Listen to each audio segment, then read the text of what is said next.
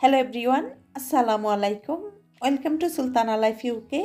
কাছে দূরে যে যেখান থেকে আমার আজকের ভিডিওটি দেখছেন, আশা করি সবাই অনেক বেশি ভালো আছেন। আমরা আলহামদুলিল্লাহ প্রতিবারের মতো চলে আসলাম আরও একটি লাইফস্টাইল ব্লগ নিয়ে। আশা করি আমার আজকে ব্লগে পুরোটা সময় আপনারা আমার সঙ্গেই থাকবেন।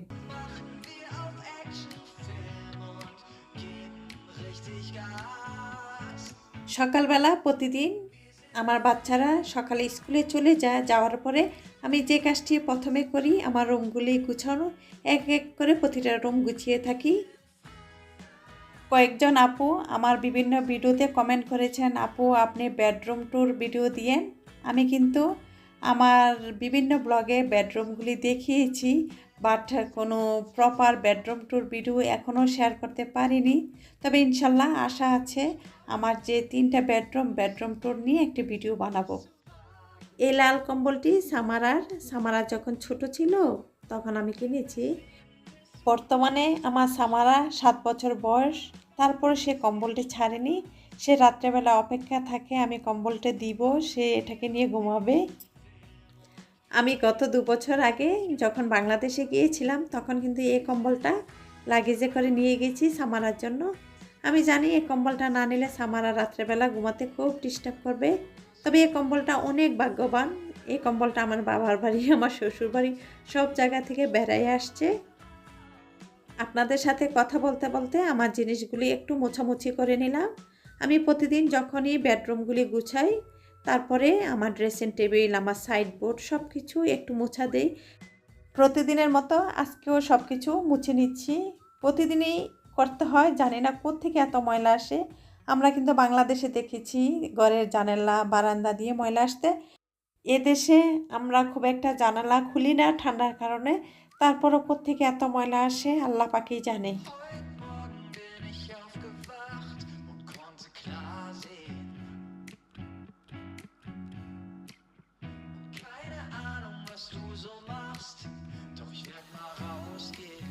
রুমের সব কিছু গুছানোর পরে বাকি থেকে থাকে কার্পেট পরিষ্কার, আর আমি এই কার্পেটটা পরিষ্কার করে থাকি এই ভ্যাকুয়াম ক্লিনার দিয়ে। একটা রুম গুছানো শেষ, এখন কিন্তু আমি আরেকটা রুমে চলে যাচ্ছি। এখন আমি চলে আসছি আমার ছেলের রুমে।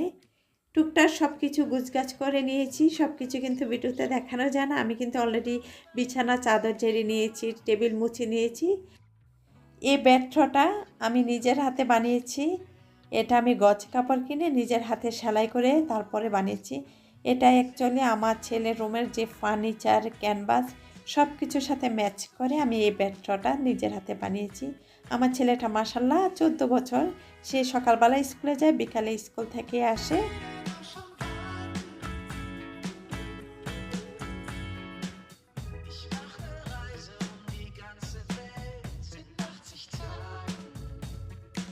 সকাল সকাল ঘরের সব কিছু গুছগাছ করে নিয়েছি।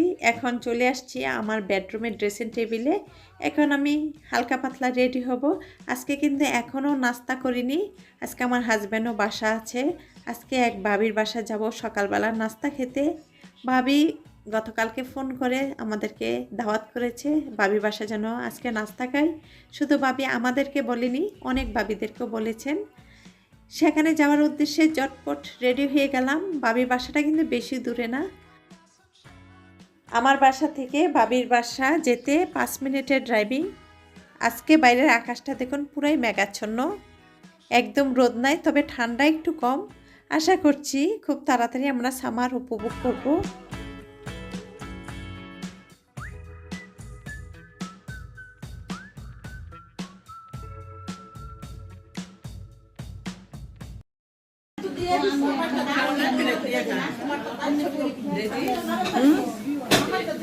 হ্যাঁ নিব, আমি নিব।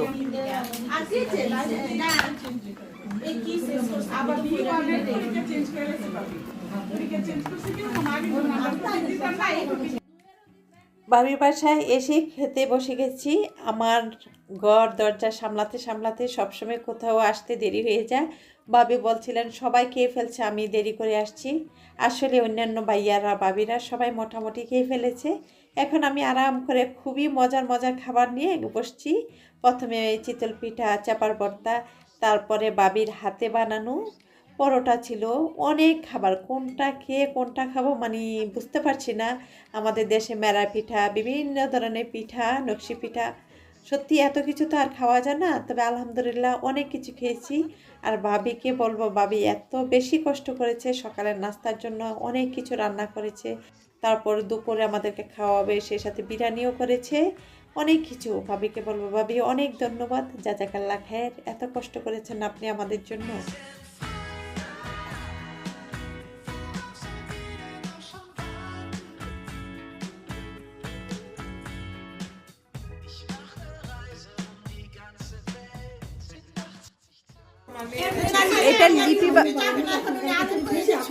এটা লিপি ভাবি বানিয়েছে। লিপি ভাবি আজকে লজ্জা পাচ্ছে। এত মজা হয়েছে, সবাই তারিফ করতেছে তো খুব লজ্জা পাচ্ছি।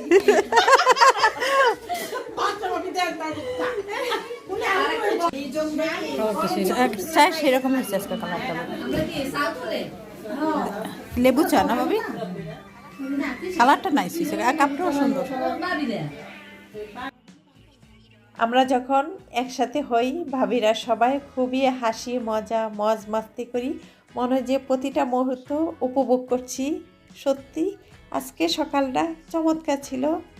আমরা যারা বিদেশে থাকি, মা বাবা ভাই বোন আত্মীয় স্বজন সবাইকে সবসময় অন্তরস্থল থেকে মিস করি, সবসময় মনে করি। যখনই আমরা বান্ধবীরা একসাথে হই ক্ষণিকের জন্য সবাইকে ভুলে যাই। খুব সুন্দর সময় কাটিয়ে বাসা চলে আসছি। এখন রান্না করব, কি রান্না করছি সেটা তো অবশ্যই দেখাবো।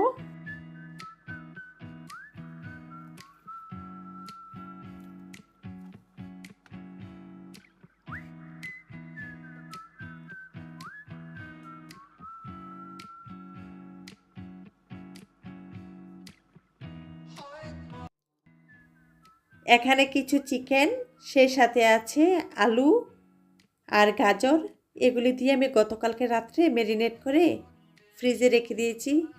যেহেতু আজকে বাবির বাসা যাব, কোথাও যাওয়ার প্ল্যান থাকলে আমি এই কাজটা সবসময় করে থাকি, একটা খাবার রেডি করে রাখি যেন সহজে বাচ্চাদের এবং পরিবারের সবার পছন্দের খাবারটি দিতে পারি। আজকে যেই খাবারটি বানাচ্ছি চিকেন আলু গাজর গ্রিল, এই খাবারটি আমার পরিবারের সবারই খুব পছন্দ। এই খাবারটি হলে অন্য কিছু ওরা চায় না। আজকে সকালে বাবির বাসায় এত নাস্তা খেয়েছি। বাবি কিন্তু আমাদের জন্য দুপুরের খাবারের অ্যারেঞ্জমেন্ট করেছিল, চিকেন বিরিয়ানি, সেটা আমরা খেতে পারিনি। বাবি সবাইকে বক্সে বক্সে চিকেন বিরিয়ানি দিয়ে দিয়েছেন, আমাকেও দিয়েছেন। আমি কিন্তু বাবির দেওয়া বিরিয়ানিটা ভিডিও করতে ভুলে গিয়েছি। আমি বাসা আসার পরে ওয়াশিং মেশিন অন করেছি, কিছু থালা বাসন ছিল বেসিনে, সেগুলো ওয়াশ করেছি। বাসায় যখন আসি এত ব্যস্ত হয়ে যায়, অনেক কিছু ভুলে যাই।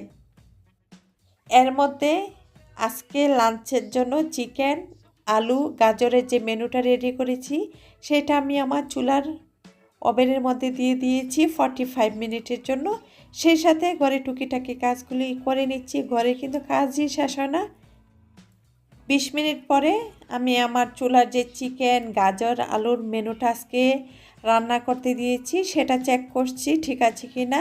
তবে গ্রিলে যখনই খাবার দেই একটু পরে একবার চেক করতে হয় সব কিছু ঠিক আছে কি না। যদি আমি উল্টিয়ে দিই তাহলে খাবারটা তাড়াতাড়ি সিদ্ধ হয়ে যায়, খেতে কিন্তু ভীষণ মজা হয়। চলে আসছে আমার পার্সেল। এই পার্সেলটা আজকে আসবে আমি জানতাম, 2-3 দিন আগে অর্ডার করেছি। আজকে যখন আমি বাবির বাসার সকালে গিয়েছি, দুপুর 11টার দিকে একটা টেক্সট মেসেজ আসছে যে এই পার্সেলটা অন দ্য ওয়ে, 2টা থেকে 4টার মধ্যে আমার বাসা ডেলিভারি হবে।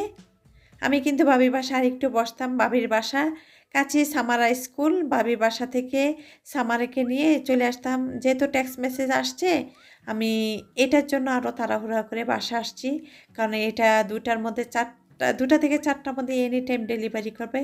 এটা আমার খুবই প্রয়োজনীয় জিনিস, গ্রাইন্ডার। আগের দিনে আমাদের দাদি নানি মা চাচিরা পাটা পোতা ছাড়া সংসারের কাজ করতে পারতো না। আর বর্তমানে আমার অবস্থা গ্রাইন্ডার ছাড়া আমি কিছুই করতে পারি না। কয়েকদিন আগে আমার গ্রাইন্ডারটা খারাপ হয়ে গিয়েছে। গ্রাইন্ডার ছাড়া আমার সংসারের কাজগুলি করতে কী যে কষ্ট হচ্ছিল। আমার মেয়ে বলছিল আম্মু বিরিয়ানি খাওয়াবো। আমি সবসময় এই গ্রাইন্ডারে বিরিয়ানি মশলা করে থাকি, আদা রসুন করে থাকি, ভর্তা বানিয়ে থাকি। আমার মনে হয় যে আমি এই গ্রাইন্ডারটা প্রতিদিনই বিভিন্ন কাজে ইউজ করি। কখনো মেথি গ্রাইন্ড করি, বিভিন্ন কাজে এই গ্রাইন্ডারটা আমি ইউজ করি। আমার যে কী যে কষ্ট হচ্ছিল, আলহামদুলিল্লাহ অবশেষে আমার কষ্টের অবসান হলো। আমার গ্রাইন্ডার চলে আসছে। এটা কি কি কাজে ইউজ করি আপনাদের সাথে অবশ্যই শেয়ার করব নেক্সট ব্লগগুলিতে।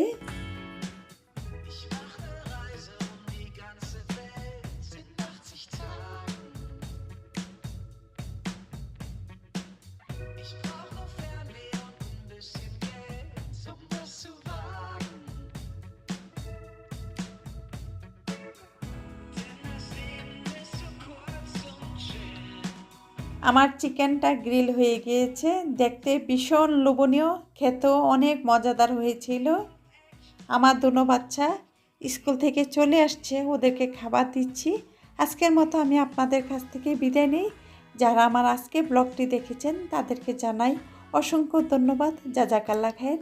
আসসালামু আলাইকুম।